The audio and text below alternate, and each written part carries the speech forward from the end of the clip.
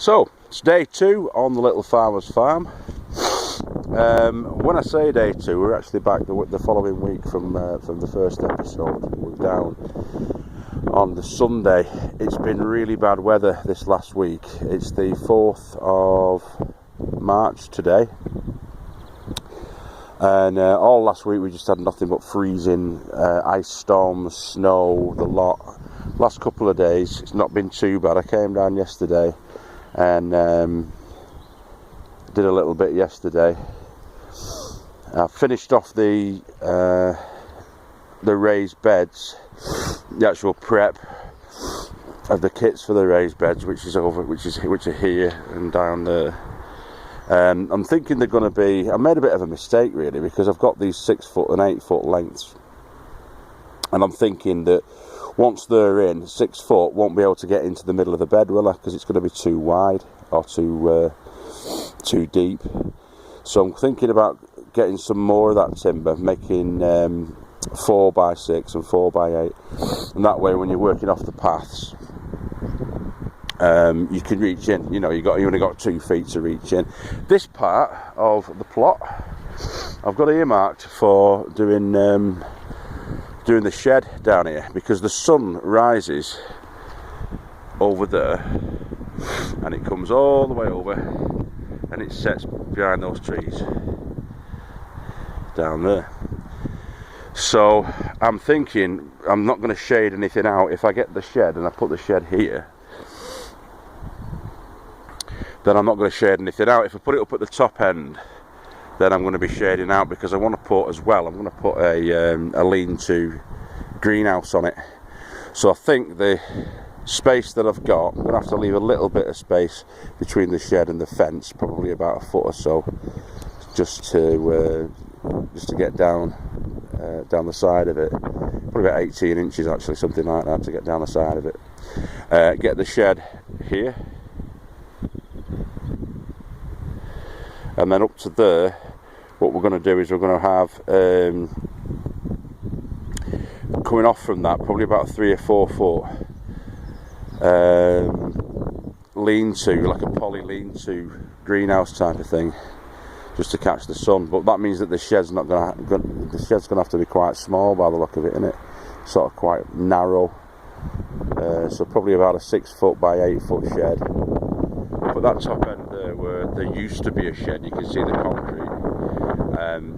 That could be a spot for the greenhouse. Actually thinking of. Oh, decisions. Yeah, I could have quite a large shed here actually. Then facing north, back towards me, ish. Not north, so I'll put it that way. Hang on. Where is north? We can find out. We got that. Yeah. So that's north, I think. Let's get it flat and level. Yeah.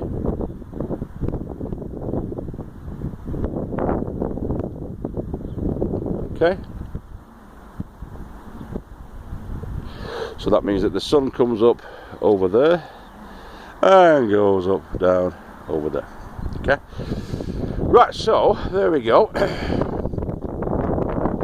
Yeah, get the greenhouse maybe in an L shape or something like that. I'm not sure, because I need to get to those beds there as well, because I've sort of committed myself to putting beds down there. So I'm limiting the space that I've got for the shed and the little greenhouse thing. But the greenhouse could be okay, I think. It's near to the fence though, isn't it? That's the only problem. As long as I can keep that fence pretty clear. There's a couple of trees there. I'm hoping it doesn't shade too much out. But if I put the shed this way, if I put the shed here this way, so essentially it's that bay there, from that concrete post to that concrete post. Come out that way and have the greenhouse here, probably taking up 2.5 of those beds, 2.5 of those bays. So that essentially there's a little step there for the old shed. But that could be the way into the greenhouse, and have the greenhouse sort of going from there up to there. Have a raised bit maybe here inside the greenhouse, I don't know, I'm going to have to work that out.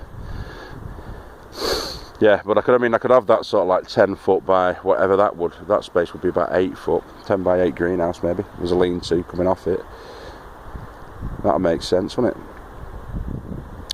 But I have a pitch from this roof. Now the prevailing winds come in this way, so the pitch of the roof, I'm going to have it quite tall at the front end, probably about 8 foot, tailing off to about about 6 feet at the back of the shed. And then, I might have to do it the other way around. God, it's confusing this. It's about 8 foot high this way, then I can have a pitch coming off from the greenhouse going that way then.